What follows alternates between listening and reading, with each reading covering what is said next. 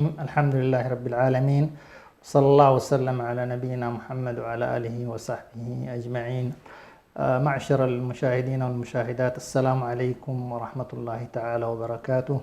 من شبكة سلام يطيب لنا من شبكة السلام الفضائية يطيب لنا ويسعدنا أن نلتقيكم في لقاء برنامج فاسألوا أهل الذكر. أهلا ومرحبا بكم. في بداية اللقاء يطيب لنا أن نرحب بضيف البرامج فضيلة الدكتور حسن سلمان. أهلا وسهلا، مرحبا بكم المشاهدين. المشاهدون جميعا حياكم الله. ومع برامج هذا البرامج ومع موضوعاته المتعددة المفيدة، لقاءنا اليوم عن موضوع هام يهم مختلف طبقات ومختلف فئات مجتمعنا الإسلامي، ذلك أن هذا الأمر يرتبط بكثير من القضايا يعني الخاصة والعامة والمجتمعية. الله عز وجل أمرنا في كتابه بالتعاون خاصة على البر والتقوى، وهذا الموضوع الهام المتشعب المهم جدا يتطلب إن شاء الله أن نقف عليه وعلى مضامينه وعلى ما يمكن أن يكون سببا لبنية المجتمع وقوته. في بداية الحديث وبداية الموضوع لعلنا أن نتعرف على ما هو التعاون وما هو البر وما هو التقوى كمدخل لهذا الموضوع المهم. فليتفضل الدكتور. الحمد لله رب العالمين، والصلاة والسلام على رسول الله الأمين وعلى آله وصحبه أجمعين. أما بعد، الحمد لله القائل في كتابه: وتعاونوا على البر والتقوى ولا تعاونوا على الإثم والعدوان. هذه الآية من الآيات العظيمة التي تقرر أصلا من أصول هذا الدين، أصل ديني وشرعي وأصل اجتماعي وأصل سياسي، حيث تقوم عليه الحياة الدنيا بمجملها. ذلك أن طبيعة الحياة في هذه الدنيا هي عبارة عن شكل من أشكال التكامل، كل يحتاج إلى الآخر. ولعل ما عبر عنه العلامة ابن خلدون بقوله: الإنسان مدني بالطبع، أن الإنسان يحتاج إلى غيره. فأنت مثلا كمثال، إذا أخذنا هذه الخبزة التي مثلا يأكلها الناس في وجباتهم، ستلاحظ أن الذين يعملون فيها أكثر من شخص، بدءا من المزارع الذي زرع الحبة، وإلى الحاصد الذي حصدها، وإلى الناقل الذي نقلها إلى المدن من الأرياف، وإلى صاحب الفرن الذي أدخلها إلى الفرن، وإلى العجان، ثم إلى الذي يبيعها وتصل إلى الناس. لاحظ هذه الآن كلها عبارة عن حالة واحدة فقط، حالة الخبزة. فما بالك ببقية أنماط الحياة كلها تقريبا تتطلب هذا النوع من التضامن. وهذا يدخل تحت مفهوم التسخير في الشريعة الإسلامية، أي أن الله سبحانه وتعالى سخر الخلق بعضهم لبعض، فحاجة الطبيب إلى صاحب الفرن كبيرة، وحاجة صاحب الفرن إلى الطبيب كبيرة، وهكذا. فعلى كل الناس يحتاجون إلى بعضهم البعض. ولهذا جاء مفهوم التعاون من هذه الناحية، أي أن الله سبحانه وتعالى يطلب من عباده مفهوم العون أو الإعانة أو المساعدة، أي أن الأخ يعين أخاه ويساعده. كلمة العين والواو والنون هي عبارة عن الإعانة والمساعدة. فالله سبحانه وتعالى كأنما يقول: ساعدوا بعضكم بعضا، تعاونوا فيما بينكم، شدوا من أزر بعضكم البعض. فالعون هو أن يكون، فلذلك نحن أول من نستعين به هو الله سبحانه وتعالى، نتقوى به. نتقوى بالله سبحانه وتعالى. ولذلك إياك نعبد وإياك نستعين، فالله سبحانه وتعالى نستعين به. فالعون الأول هو من الله، لكن أيضا الله سبحانه وتعالى طلب من الخلق أن يكون بينهم أيضا العون فيما يستطيعون. هنالك ما يستطيعونه وهنالك ما لا يستطيعونه، فأن تطلب العون ممن يستطيع فلا حرج في ذلك. هذا هو جانب التعاون، وهو أن الإنسان يكون عونا لأخيه، يكون مساعدا له، يكون درءا له، يكون يشد من عضده وأزره حتى يحقق ما لا يمكن تحقيقه إلا بشكل جماعي. البر هو كل الأوامر التي أو كل القضايا التي يحبها الله سبحانه وتعالى وتقابل الإثم. فكلمة البر مقابل، فكأنما الطاعات من صلاة وصيام وزكاة وحج وغيره يدخل في مفهوم مفهوم البر، كما قال الله سبحانه وتعالى: ليس البر أن تولوا وجوهكم قبل المشرق والمغرب، ولكن البر من آمن بالله واليوم الآخر والملائكة والكتاب والنبيين وآتى المال على حبه ذوي القربى. الآية هذه شملت كل أنواع أنواع البر، فكل الطاعات تدخل معنا في مفهوم البر، ويقابلها مفهوم البر يقابله مفهوم الإثم، فالآثام بخلاف البر، هذا واحد. كما يقابل مفهوم آخر هنا مفهوم الإثم مفهوم التقوى. فإذا كان الطاعات كلها تدخل معنا في مفهوم البر، فإن المعاصي كلها توقي المعاصي يدخل معنا في مفهوم التقوى. جميل. وتقابل عملية التقوى هناك عملية العدوان، بمعنى التقوى كف الأذى عن الناس، كما أن الإثم دخل فيها كل الطاعات، فهنا المحرمات التي ليس فيها كف أذى، فالحديث عن أعراض الناس أو انتهاك حرماتهم أو العدوان عليهم أو قتلهم، هذا ينافي التقوى ويدخل في مفهوم إيه؟ مفهوم العدوان. لذلك الله سبحانه وتعالى أجرى مقابلة هنا: وتعاونوا على البر والتقوى ولا تعاونوا على الإثم والعدوان. أمر بشيء ونهي عن شيء آخر. فنحن نتعاون فيما بيننا على كل ما هو بر من واجبات، وعلى كل ما هو انتهاء عن المحرمات، وفي نفس الوقت لا نتعاون على ما فيه آثام وذنوب ومعاصي ومحرمات، كما أيضا لا نتعاون على ما فيه بغي وعدوان، ما فيه بغي وعدوان. هذه تقريبا موضوع وتعاونوا على البر والتقوى ولا تعاونوا على الإثم والعدوان. نعم، أحسنتم، فتح الله عليكم، جزاكم خيرا.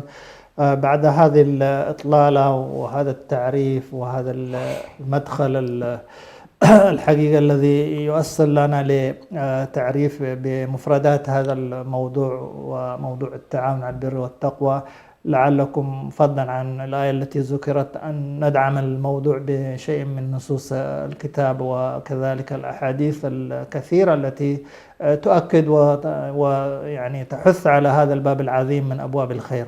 تفضل. طبعا أول بالنسبة لموضوع التعاون ذكرنا الآية التي هي عمدة في هذا الباب، ولكن أيضا هنالك أحاديث للنبي صلى الله عليه وسلم يؤكد فيها مفهوم التعاون ويؤكد فيها مسؤول المساعدة، بل يذهب النبي صلى الله عليه وسلم إلى ضرب النماذج حتى يجعل من الكيان المسلم كيانا واحدا، كما يقول النبي صلى الله عليه وسلم: إن المؤمن للمؤمن كالبنيان يشد بعضه بعضا. شبك النبي صلى الله عليه وسلم بين أصابعه. وكذلك مثل المؤمنين في توادهم وتعاطفهم وتراحمهم كمثل الجسد الواحد، إذا اشتكى منه عضو تداعى سائر الجسد بالسهر والحمى. والنبي صلى الله عليه وسلم أيضا يقول: إنما المؤمنون مثل واحد، يعني كأنما هم حالة واحدة. إن اشتكى عيناه، اشتكى الإنسان من عينيه، اشتكى كل جسده، وإن اشتكى من رأسه اشتكى كل جسده. فهذه الحالة طبعا يعبر فيها النبي صلى الله عليه وسلم عن حجم التلاحم وحجم التعاون وحجم التعاضد والتناصر الذي يكون بين المؤمنين. ثم أيضا يقول النبي صلى الله عليه وسلم: المؤمن مرآة المؤمن، المؤمن مرآة المؤمن، والمؤمن أخو المؤمن حيث لقيه، حيثما لقي المؤمن فإنه يكون يكف عليه ضيعته ويحوطه من ورائه. لاحظ هنا النبي صلى الله عليه وسلم يضرب مثل عجيب جدا، وهو أن المؤمن سواء كان حاضرا معك في مجلسك أو كان في غيبته، فإنك لا تسمح بالاعتداء عليه، ولا تسمح بالحديث عنه، ولا تسمح بأن ينال من شرفه، ولا أن ينال من عرضه، ولا أن ينال من سمعته. فهذه حماية لماذا؟ لأن النبي قال: المؤمن أخو المؤمن، مش كده؟ والمسلم كذلك أخو المسلم، كما قال النبي صلى الله عليه وسلم. لذلك النبي صلى الله عليه وسلم في هذا الحديث يبين: المسلم أخو المسلم لا يظلمه ولا يسلمه ولا يخذله، كل المسلم على المسلم حرام، دمه وماله وعرضه. لاحظ، فالنبي صلى الله عليه وسلم على كل في هذا الجانب يضرب نماذج عديدة، ولذلك يقول: من كان في حاجة أخيه كان الله في حاجته، كان الله، ومن فرج عن مؤمن كربة من كرب الدنيا فرج الله عنه كرب الآخرة. وهكذا على كل الأحاديث التي تحض الناس على مفهوم التعاون والتأكيد على هذا المفهوم من الأحاديث الكثيرة حقيقة وفرة وكثرة في كتاب الله كآيات وفي سنة النبي صلى الله عليه وآله وسلم. ولهذا يحث النبي صلى الله عليه وسلم على الخير كليته، بل يقول: من دل على خير أو من دل على شيء فهو كفاعله أو له مثل أجر فاعله. يعني إذا أنت دعوت شخص وحاولت أن تعاونه على شيء، فلك إن شاء الله من ذات الأجر. والنبي صلى الله عليه وسلم مفهوم التعاون يربطه كذلك بمفهوم آخر وهو مفهوم الصدقة. نعم. يعني النبي صلى الله عليه وسلم يقول يعني يحث على الصدقة ويأمر بالصدقة، يقول كل مسلم عليه صدقة. فيقال للنبي صلى الله عليه وسلم ومن لم يجد، شخص لا يجد شيئا يتصدق به، نعم. فيقول يعمل لنفسه وأهله فيكون ذلك له صدقة، ما شاء الله. أو يعين ملهوفا فيكون له صدقة حصل، أو يجتهد ويعمل وينفق على آخرين فيكون له أيضا صدقة. قال فإن لم يجد كل ذلك يا رسول الله، قال يكف شره عن الناس فيكون له صدقة. يا سلام. يعني آخر مستوى أنت يمكن أن تكون فيه، ما استطعت أن تقدم الخير عليك أن تكف الشر عن الناس. يعني زي ما قال أنت إما أن تترك رحمة الله تسري بين الناس وتكون أنت ممن يعين على توصيلها، وإما أنك لا تحاول أن تكون أنت صاحب الشر الذي يوصل الشر إلى الناس. فإذا ستلاحظ بأن هذه المسألة من الأحاديث العظيمة جدا التي قال فيها النبي صلى الله عليه وسلم هذا الشكل من أشكال التعاون. نعم. ولذلك في كل يوم الإنسان كما قال النبي صلى الله عليه وسلم كل يوم هنالك مفاصل في الإنسان تحتاج إلى صدقات، وفي الإنسان 360 مفصلا، فكل تسبيحة صدقة وكل تهليلة صدقة وعونك لأخيك صدقة وكفك عن الناس الصدقة وهكذا. فأنت تلاحظ النبي صلى الله عليه وسلم يأتي لمفهوم التعاون ليجعله حالة داخل مباشرة في قضية قضية الصدقات التي يحتاجها الإنسان في يومه. فأمرك بالمعروف، نهيك عن المنكر، حمل الشوكة عن الطريق، دلالة الضائع في الطريق، الذهاب إلى شخص لمساعدته والشفاعة له، كل ذلك من الأشياء التي حثت عليها على كل شريعة الله سبحانه وتعالى. ولو جئنا كذلك إلى الأنبياء رضوان الله عليهم فستلاحظ بأن النماذج عظيمة جدا في هذا الباب. مثلا لو أخذنا نموذج موسى عليه السلام، كيف أنه وهو في غربة وهو مهاجر خرج من مصر وهو ملاحق، ثم ذهب إلى مدين، وهناك وجد عندما ورد على الناس وجد أمة من الناس يسقون ووجد من دونهم وجد امرأتين تذودان. يعني هي بعيدة، بنتين بعيدات وينتظرون حتى قال ما خطبكما قالتا لا نسقي حتى يصدر الرعاء وأبونا شيخ كبير فسقى لهما. انظر إلى يعني التعاون عبارة عن شيء مغروس في الأنبياء. الأنبياء حالتهم كلها فعل الخير وترك المنكر ومساعدة الناس. فهنا مباشرة موسى عليه السلام ما قال والله هؤلاء فليعينهم أهلهم الذين هم معهم، مش كده؟ وهذه الأبناء بنات المنطقة، لكن هو شخص غريب، وكان هذا سبحان الله لأن الجزاء من جنس العمل. كافأه الله سبحانه وتعالى بأنه هذا الخير الذي قام به وثم تولى إلى الظل فقال رب إني لما أنزلت إلي من خير فقير، فجاءته إحداهما تمشي على استحياء إن أبي يدعوك ليجزاك أجر ما سقيت له. فلاحظ هنا كيف أن نبي من الأنبياء بهذا الشكل. ثم أيضا خذ معي أيضا نموذج يوسف عليه السلام. يوسف عليه السلام كذلك عنده خبرة وعنده فهم في موضوع الاقتصاد، في موضوع التدبير، في موضوع ما تحتاجه الدولة في إدارة المال وإدارة الأزمات. وهو مجتمع لا يدين بدين يوسف عليه السلام، ولكن انظر إلى هذا المسلم الذي يعرض خدماته لهذا المجتمع الذي ينتسب إليه، وستلاحظ بأن هذا سيكون المدخل الذي من خلاله أيضا يوسف عليه السلام سيكون داعية في قومه. فيأتي ليقول للملك اجعلني على خزائن الأرض. وهنا يعرض كذلك خدمات ويعرض خبرات حتى ينقذ. كان هذا التعاون الذي تقدم به يوسف عليه السلام أنقذ شعب مصر من المجاعة التي كان يمكن أن تأخذهم جميعا. وهكذا كذلك الحديث الذي في صحيح مسلم اللي هو حديث الغلام الذي كان يتردد ما بين الكاهن والساحر، هو كان تبع الملك. هذا الشاب الذي كان من أهل الإحسان، يقال أنه كان يعمل في مهنة الطب وكان يتحرك في الناس يعالج الناس ولا يأخذ على علاجه الأموال. كان ذلك أيضا مدخل إلى أن يكون هؤلاء يتألفهم.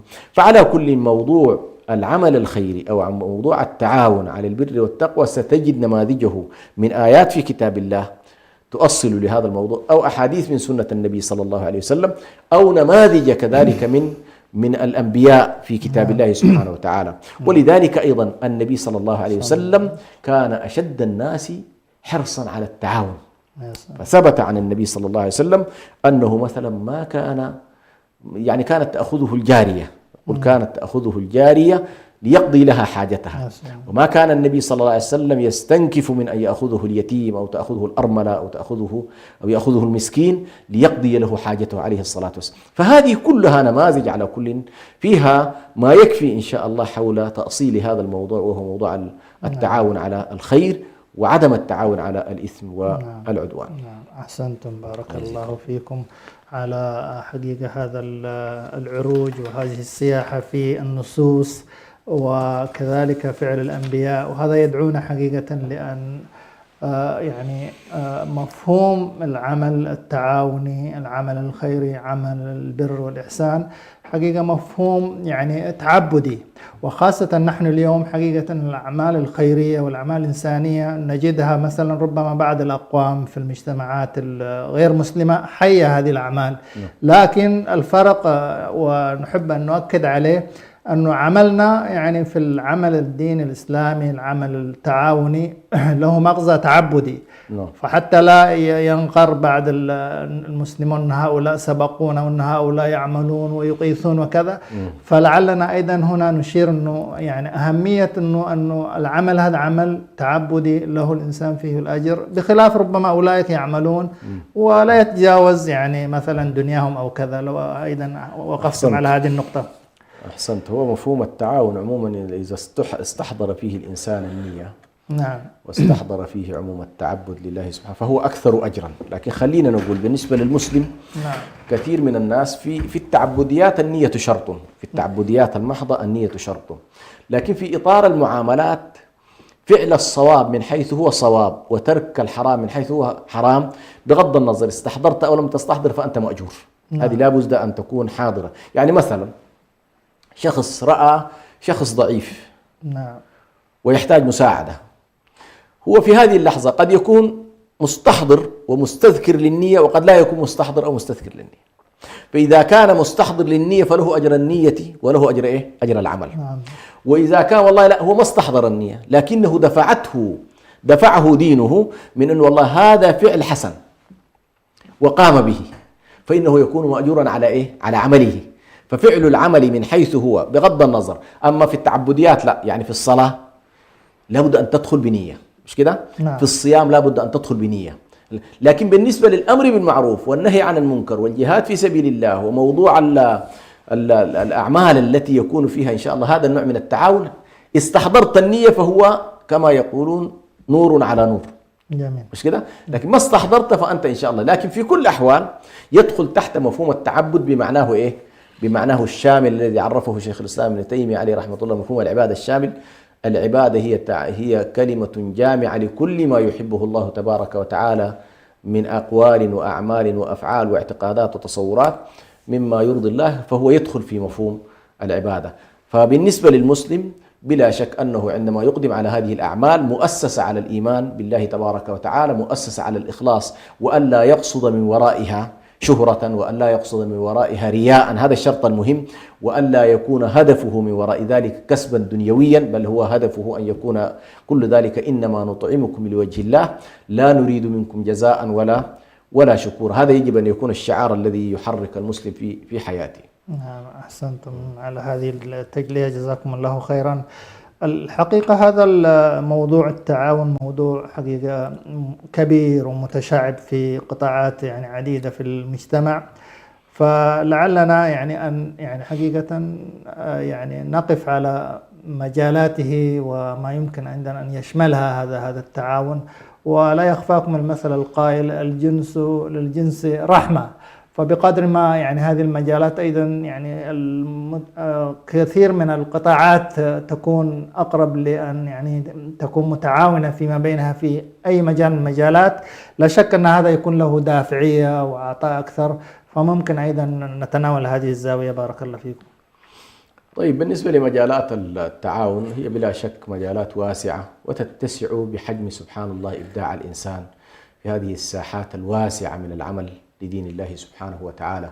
أعظم باب على كل يحتاج فيه الناس التعاون، أعظم باب يحتاج فيه الناس التعاون هو باب الطاعات الشعائرية. فالناس يحتاجون إلى التعاون في الصلاة مثلا، من حيث أدائها، ومن حيث الأمر بها، ومن حيث السعي إليها، ومن حيث حض الناس لها، ومن حيث بناء المساجد وإعدادها. هذا كله يدخل معنا في مفهوم التعاون على البر. وكذلك موضوع الصيام وموضوع الحج وموضوع الزكاة يدخل معنا كذلك في كل الطاعات من الشعائرية تدخل في مجالات التعاون، بغض النظر الشكل الذي يأخذه طبعا هذا الجانب.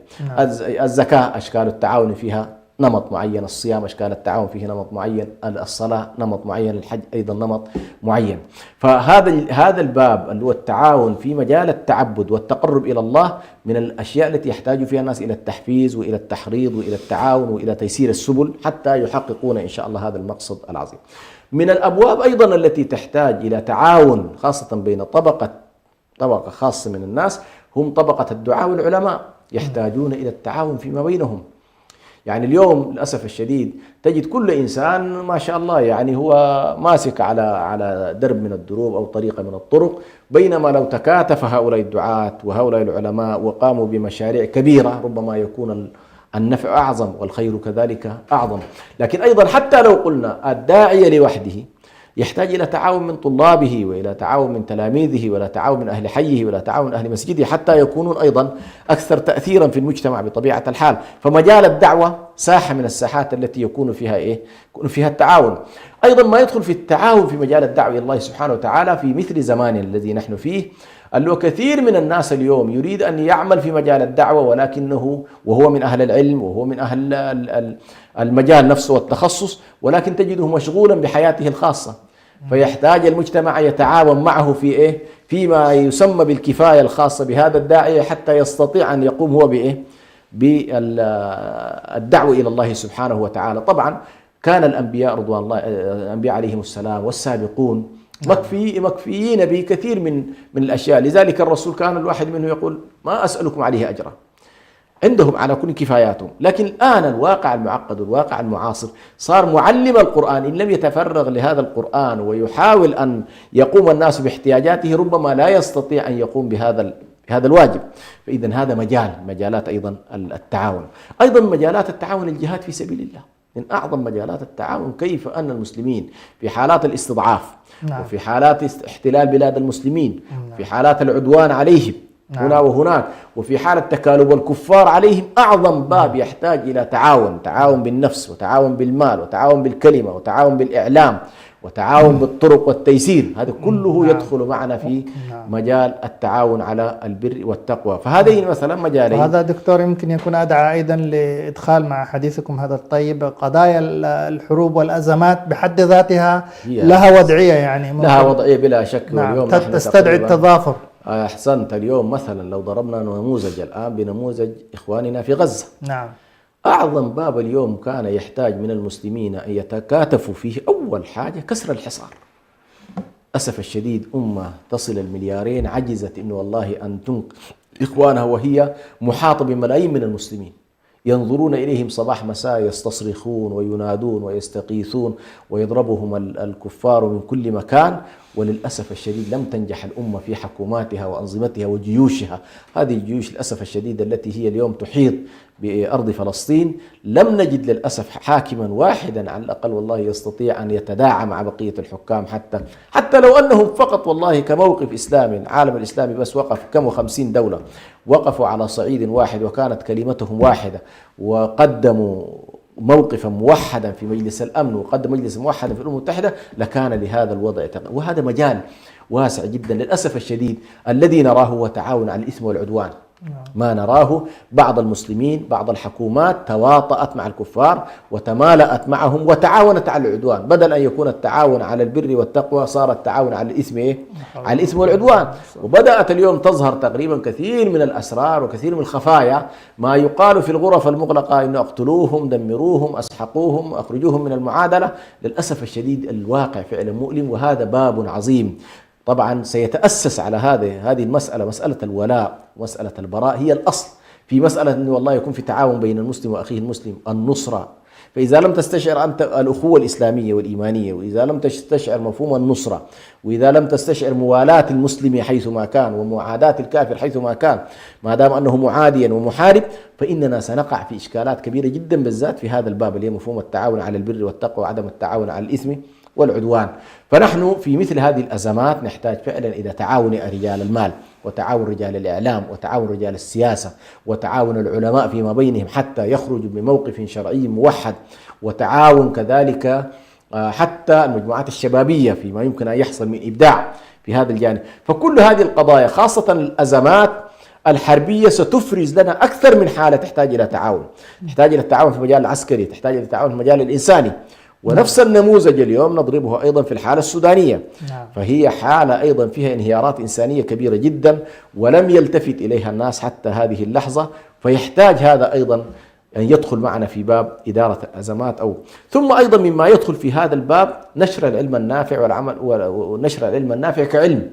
وهذه بوابة كبيرة جدا، سواء كان من خلال تفريق العلماء والاهتمام بهم، أو من خلال نشر مؤلفاتهم، أو من خلال الجلوس في المساجد يجلس الإنسان ليعلم، أو من خلال القنوات الفضائية.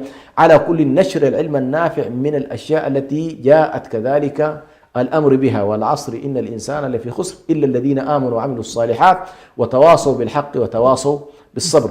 فنشر العلم النافع مما يدخل معنا في هذا الباب. أيضا مما يدخل في باب التعاون قضاء الديون. اللي بعض الناس ما شاء الله مجموعة قد يكون أفراد أصحاب يعرفوا أن لهم أخ من الإخوان مثلا عنده مشكلة، عنده أزمة مالية، عنده دين، عنده كذا، فإن تفريج كربته في لحظة الدين يدخل معنا كذلك في باب من فرج عن مسلم كربة من كرب الدنيا فرج الله عنه كرب الآخرة. كذلك موضوع الشفاعات مما يحتاج إلى أن ندخل في هذا الباب، إنه والله الشفاعات الحسنة. شفاعات الحسنة للأسف كثير من الناس طبعا يهمل هذا الباب، فقد تكون هنالك والله إمكانية حل عند تاجر من التجار، فهي واحد يقول أنا أعرف هذا التاجر، ويأخذ هذا الشخص صاحب الحاجة ويدخل به إلى هذا التاجر ويكلمه عن حاجة أخيه. وهذه طبعا النبي صلى الله عليه وسلم قال اشفعوا تؤجروا ويقضي الله على لسان رسوله ما يشاء. يعني أنت مجرد الشفاعة مأجور، أنتجت الشفاعة شيء أم لم تنتج، فأنت عليك أن تبذل الخير، اسعى في أوساط الناس. واحد آخر ما شاء الله يعني شخص بسيط لا يعرف المؤسسات الحكومية مداخلها ومخارجها، ولا أحيانا يكون الترجمات مثلا في بلدان غير العربي الناطقين بلغة أخرى، قد يكون هذا الشخص آتاه الله لسانا فيذهب مع أصحابه ومع إخوانه ليساعدهم كذلك في قضاء حوائجهم. فعلى كل موضوع الأمر موضوع التعاون على البر والتقوى أبوابه واسعة وكبيرة جدا، فيمكن للناس أن يتعاونوا في هذه المجالات كلها، وكلما كان التعاون أكثر في المجال كلما كان أنفع للناس إن شاء الله. بارك الله فيكم على هذا الإيضاح وهذا البيان الشافي الكافي، جزاكم الله خير. ونحن نتحدث حقيقة عن هذا الموضوع وأهميته وحقيقة ثماره. من الجيد أن نتعرف يعني على الثمار والفوائد الجميلة لموضوعك هذا بهذا الأهمية، ومما حقيقة يسند هذا على المستوى الفردي كما قال النبي صلى الله عليه وسلم في الحديث من استطاع أن ينفع أخاه فلينفع. وهذا يدعو حقيقة إلى المبادرة الفردية في النفع للأخ يعني، وهكذا الخير ينتشر. ولعل من الثمار أن نتعرج إلى يعني الأسر كيف أثره عليها، وهكذا من الثمار اللي ممكن إن شاء الله نختم بها هذا الحديث الطيب الماتع. تفضل. طبعا موضوع التعاون له آثار حقيقة عظيمة جدا. بالتعاون يتم تحقيق مصالح الدنيا، وبالتعاون كذلك يتم الدفع في مفاسدها. الدنيا بطبيعة الحال هي دار ابتلاء، فيها مصالح عديدة وفيها كذلك مفاسد، فيها أشياء مخيرة وفيها أشياء ضارة، فيها أشياء نافعة وفيها أشياء غير نافعة. فالناس عندما يتعاونون فإنهم يسعون بقدر الإمكان إلى زيادة مساحات الخير والمصالح، وإلى تقليل مساحات وهذه مقصد الشريعة الأسمى كما يقول شيخ الإسلام ابن تيمية، إن مبنى الشريعة على المصالح. يعني الحياة كلها مبنية على فكرة يعني جلب المصالح وتكثيرها ودفع المفاسد وتقليلها. فموضوع موضوع التعاون على البر والتقوى يعمل على تكثير وتوسيع مساحات المصالح وتضييق مساحات الشرور والأضرار، أو هذا يتحقق بالتعاون. أحيانا يكون الإنسان لوحده قد لا يستطيع أن يدفع ربما أحيانا شرور كثيرة، ولكن بالتعاون والتكثير يكون إن شاء الله هذا الجانب. أيضا في موضوع التعاون فيه اجتماع الكلمة الذي أمر الله سبحانه وتعالى به: واعتصموا بحبل الله جميعا ولا تفرقوا واذكروا نعمة الله عليكم. فالاعتصام على الخير مما أمر الله به. فعندما نأتي لنتعاون على الخير ونتعاون على البر ونتعاون على التقوى ونجتنب ما هو حرام ونتعاون على دفع الشرور، هذا أيضا مصلحة ومنفعة بطبيعة الحال وفائدة من آثار أو ثمرة من ثمار هذا الموضوع. أيضا من خلاله تحصل زيادة القوة وتجنب حالة الضعف. الأمة المجتمعة ليست كالأمة المتفرقة، والأمة المتحزبة على الخير والمؤتلفة عليه والمعتصمة عليه ليست كالأمة التي تكون فيها. للأسف الشديد اليوم أنت تلاحظ حالة التفرق التي سادت في الناس ترتب عليها هذا الضعف، هذا الهوان، هذا الاستعلاء لملل الكفر على ملة الإسلام. كل ذلك بسبب أن والله كل واحد من دولنا ما عاد ينظر إلا إقليمه أو دولته أو شعبه، ونسي تماما وحدة الأمة الواحدة التي أمر الله سبحانه وتعالى بها. كذلك من ثمار موضوع التعاون على البر والتقوى أن الجزاء من جنس العمل. البر لا يبلى والذنب لا ينسى والديان لا يموت. اعمل ما شئت كما تدين تدان. فمن فرج عن مسلم كربة فرج الله عنه كربة من كرب. يعني سواء كانت هذه المسألة الجزاء في الدنيا أو كان هذا الجزاء في الآخرة، فأنت تكافأ بمثل ما فعلت. أنت تعاونت مع شخص فيعينك الله في هذه الدنيا، قضيت لشخص أو فرجت عن مسلم كربة يفرج الله عنك كربة. هذه الكربة والله كرب الدنيا أم كرب الآخرة، فالله يختار لك الأنفع لك في لحظة من اللحظات، وأنت تتعامل مع العليم الخبير، تتعامل مع العليم بأحوال الناس الخبير بهم الحكيم الذي يضع كل شيء في موضعه. فأنت أمام هذه سيكون الجزاء من جنس العمل. الله سبحانه وتعالى سينظر إليك وينظر إلى نيتك وينظر إلى إخلاصك وإلى موقفك، وبالتالي سيكون إن شاء الله الجزاء من جنس العمل. أيضا في التعاون على البر والتقوى نصرة للمستضعفين وتقوية للذين أيضا يريدون أن يعملوا في مجالات الخير، وفيه من التحفيز كذلك ما يمكن إن شاء الله أن يدرج في هذا. من ثماره كذلك النجاة عند الله سبحانه وتعالى من الهلاك الدنيوي والأخروي. يعني أحيانا عدم التعاون على البر والتقوى يؤدي إلى إشكالات كبيرة جدا، مثل قول النبي صلى الله عليه وسلم يعني الذي يقول فيه: إذا رأت أمتي الظالم أو رأت الذي يرتكب المنكرات ولم تأخذ بيده عمهم الله بعذاب من عنده في الدنيا. فإذا يعني وأحدى أمهات المؤمنين تقول للنبي صلى الله عليه وسلم: أنهلك وفينا الصالحون؟ قال: نعم، إذا كثر الخبث. فإذا كثرت حالة الخبث يؤدي ذلك إلى الهلاك. لكن التعاون على الخير والعمل والسعي والإصلاح واجتهاد الناس في هذا الأمر سبحان الله ما يصرف الله به العذاب. فحيثما وجد الأمر بالمعروف والنهي عن المنكر ووجد التعاون على الخير سادت في المجتمعات إن شاء الله عوامل الخير. ثم أيضا ختاما من ثمار التعاون على البر والتقوى رضوان الله تبارك وتعالى ودخول جنته التي في نهاية المطاف نسعى لها جميعا. هو المبتغى من كل دنيانا هذه هو واحد من اثنين كما قال ابن القيم عليه رحمة الله: الناس منذ أن خلقوا في سفر عظيم ولا تحط الرحال إلا في الجنة أو النار، وإنما الناس مسؤولون يوم القيامة عن أمرين: ماذا كنتم تعبدون وماذا أجبتم المرسلين. يعني القصة كلها الخلاصة هي في نهاية المطاف أنك تقف بين يدي الله فتسأل عن هذين الأمرين: ماذا كنتم تعملون وماذا كنتم تعبدون.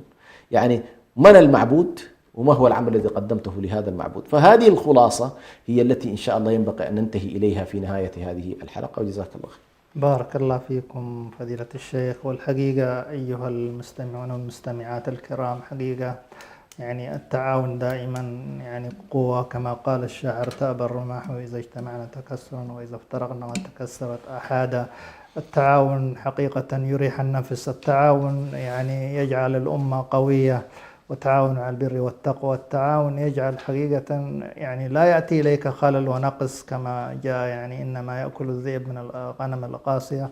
فإذا لنكون أحبتي في الله يعني دائما حتى في الدعوات عندما تدعو فملك يؤمن ويأتيك من دعواتك خيرا، فتكن أيها الأخ والأخت المستمع المشاهدون لنكن إيجابيين متعاونين محبين للخير متكاتفين على مستوى بيوتنا بين الأب والأم والأبناء، على مستوى أحيائنا وبيوتنا، على مستوى يعني حتى يعني الجماعات، على مستوى الأمة، حتى بإذن الله يعني كما استمعنا من هذه الحلقة الطيبة تكون هذا التعاون يؤتي ثماره، يقوي لنا في أنفسنا وفي مجتمعاتنا وعلى مستوى أمتنا، لنعالج حقيقة أي خلل أو أي نقص يعتري يعني هذا الأمر.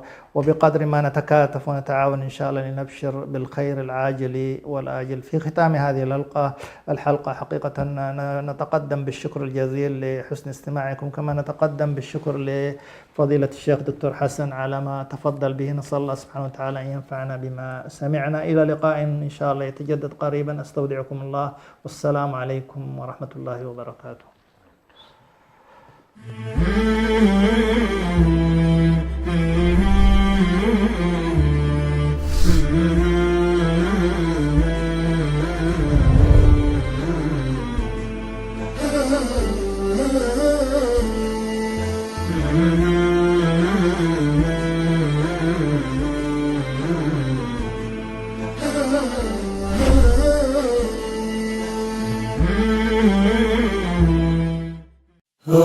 Oh